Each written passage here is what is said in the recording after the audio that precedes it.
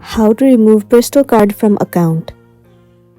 The very first thing you want to do is to head over to any of the web browser, or you can move into Safari if you're on your iOS device.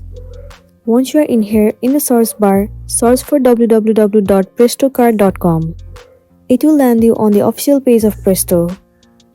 Once you are in the Presto, enter your login credentials and then make sure that you are logged into your specific account. And once you have been logged in, head over to the dashboard of your account. At the top right corner, click on this 3 horizontal line. Proceed to Account, and then move into Manage My Cards.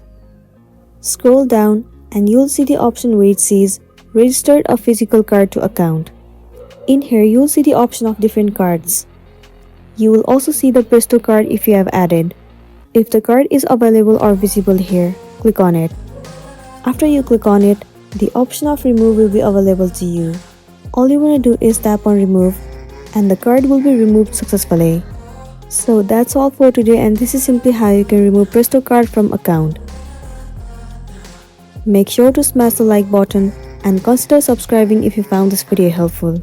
We'll see you in the next one.